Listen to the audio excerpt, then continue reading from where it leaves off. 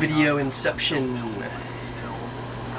Yeah. Sid's working on some of the videos right now, so that's what you might hear in the background. And I'm doing my absolutely least favorite thing in the entire world, which I've come to absolutely hate and despise about this boat.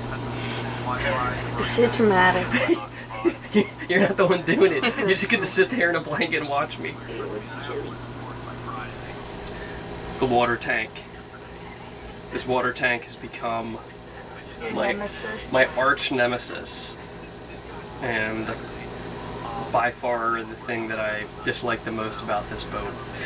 Every time I need to get to it, you gotta take out not one panel, but two panels that barely fit out the doorway, and of course take the pillows off, which includes also moving the dehumidifier. So the reason I have it open, and unfortunately the battery's about to die on the camera, so I have it plugged into AC, but I'm actually taking out the water sensor, which measures the depth of the water in the tank to tell you how much water's in the tank, so that we can finally be able to use the tank indicators to determine how much water is in the tank, because right now it's saying it is completely full, and it is not. It has about 6 inches of water left in the bottom of the tank, and the holding tank is the same problem. So it's either the gauge, which I don't think it's the gauge since you just saw it move as I turned it on. I'm thinking it's the sensor, you know, just years of being exposed to the water. Before I decided to take out the entire sensor itself, if it was truly defective, I did look online to determine how to test if the sensor is working, and it's actually a pretty simple sensor. It's just a resistive sensor. I think it has a level of resistance somewhere between, like, I think it was like 50 ohms and like 230 ohms or something like that. So you're supposed to be able to connect a multimeter up to it, go to the resistance setting, and look for the resistance level, and that resistance level should change as the actual sensor piece that moves up and down with the water level is moved. But unfortunately I can't do it right now as I'm using one hand for the camera, but just measured it, and it has infinite resistance across both of those leads, which means that the sensor is shot, and for whatever reason there's a lack of continuity somewhere. So that's the problem. So now I'm going to go ahead and unscrew the screws here, take it out, measure it, and find which replacement size we need to get it up and running again. But we did stock up on the first aid. So we got some additional gauze pads from Walgreens today, antibacterial non-stick pads. These are for Sid's incision on her foot, antiseptic spray, and built out some of the bandages in here. They actually came in use today. The pump out boat came by, and as the pump out boat guy was trying to get his boat close to mine, he reached over and grabbed onto the piling. He got a splinter right up his fingernail, so super painful. And of course when they're dealing with the pump out liquid, you know, the black water, it's not good, especially to have an open cut. So it actually came in use. I was surprised. I don't think they had a first aid kit on their boat, which was kind of surprising. Some other random things. We got some of those nice high thread cal Wamsuta pillowcases, so that'll be nice. Just got to get some matching sheets now. Got some neck gaiters for when we're out in the sun. A couple different patterns there. We got some of the UPF 50 long sleeve tees, kind of light blue, which is nice. These are UPF 50 as well, the neck gaiters.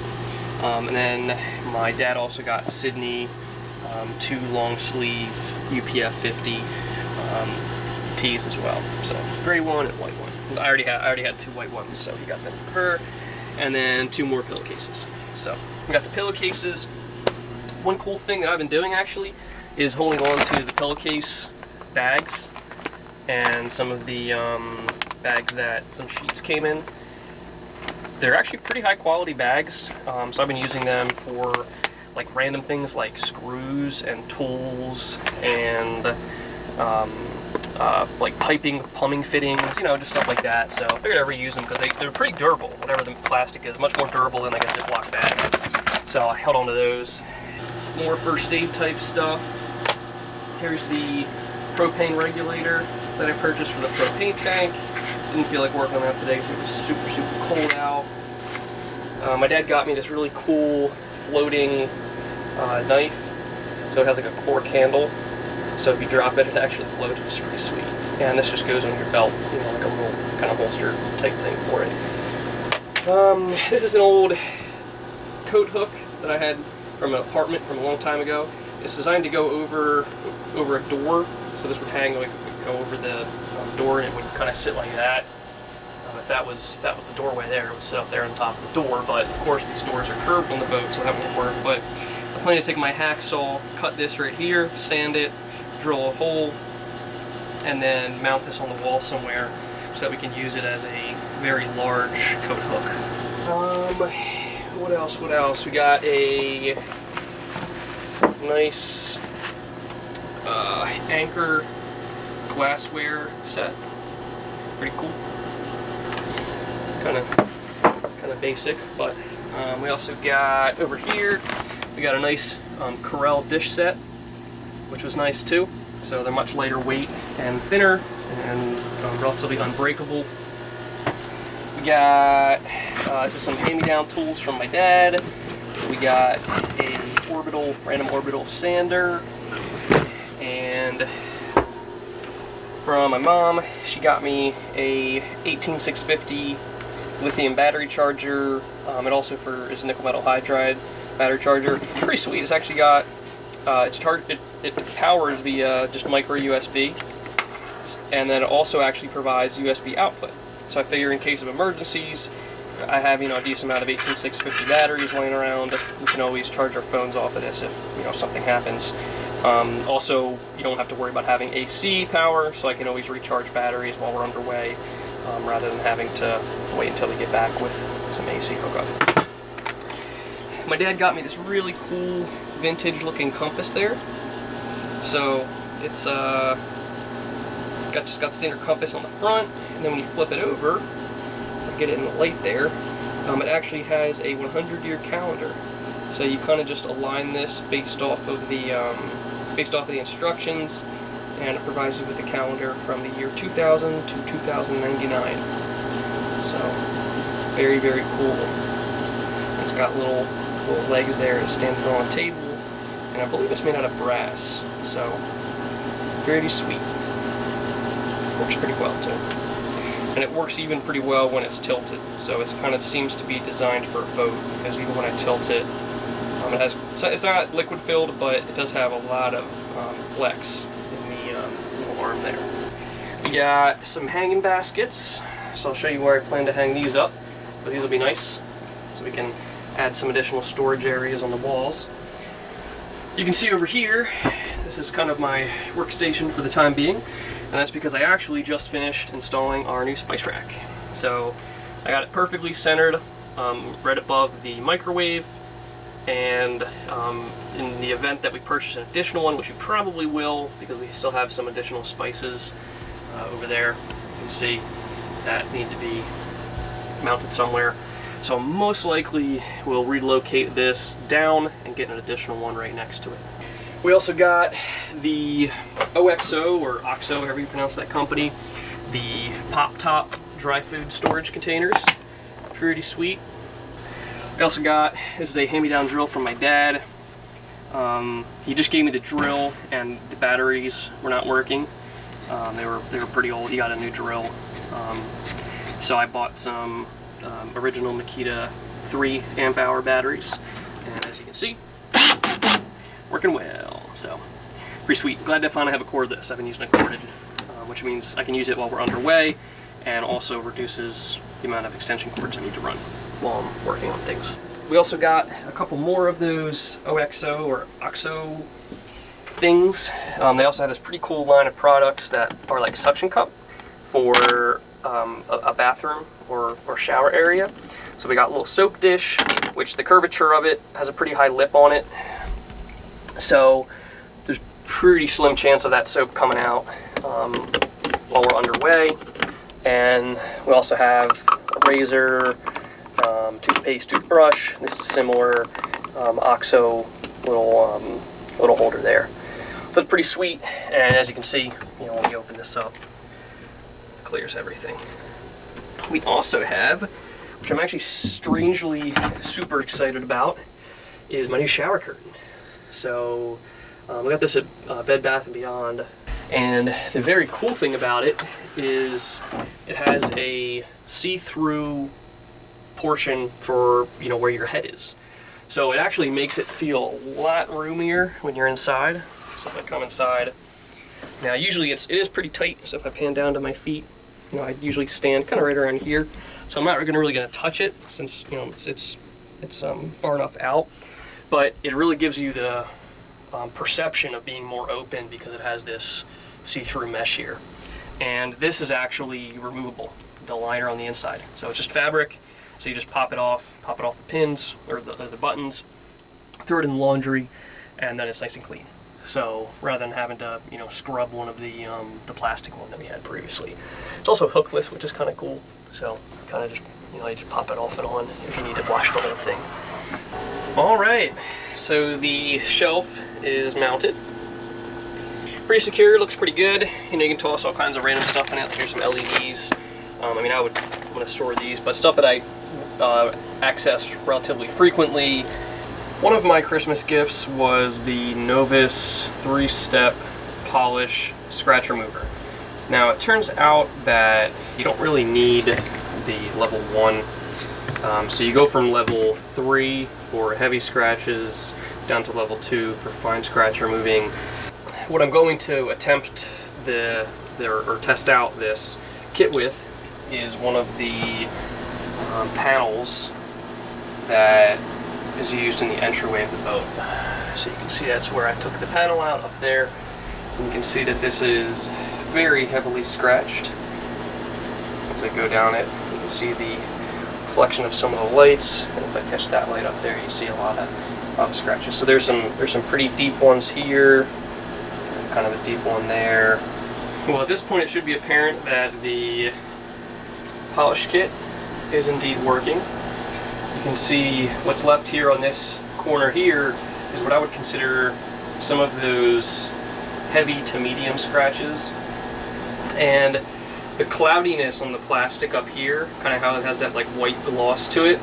At first I thought it was actually like some sort of residue. So I even used a household cleaner to see if I could get it off. And it's not. It's actually super fine scratches. So you can see the difference here. Now there are still some heavy to medium scratches on this portion down here. You can see that so far, I think I did 2 coats of the heavy scratch remover and 2 coats of fine scratch remover. And you can see that after that, pretty much all of those, let's call them super fine scratches that create that cloudy look to the plastic are gone.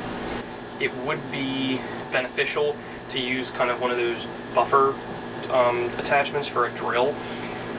Also, my arm's already getting pretty tired, and I've only barely gotten maybe like a fourth of the panel done on one side. So it is pretty tiring because you have to put a lot of pressure on it to get it to really get into those scratches. So I would definitely recommend using a drill attachment if you have one. And for one additional look, this area here has had the heavy scratch remover as well as the fine scratch remover. And see that line right about here? Up here has had the heavy scratch remover. There's been nothing applied up in this corner yet. It's looking a lot better, and I'm excited to give the other side a go. You can see that there still are some very heavy scratches. There's 2 right there that I think the only way I'm going to get those out is with a buffer because you know, even doing this, my forearm's starting to get pretty darn sore. So I think I might have to invest in one. The other side has been polished, and now I'm just going to polish this side. I just wanted to get a before shot. Move the camera around so you can see. And here's the after. Not perfect. Like I said, I do really need to get a drill attachment so I can use that rather than my forearm, since I don't think I can get enough pressure on it to really get in and get these kind of deeper scratches. But when I hold it up to the light now, you can see that it is much clearer than before. And like I said, it will get even better than this since I do need that drill attachment to really get into it.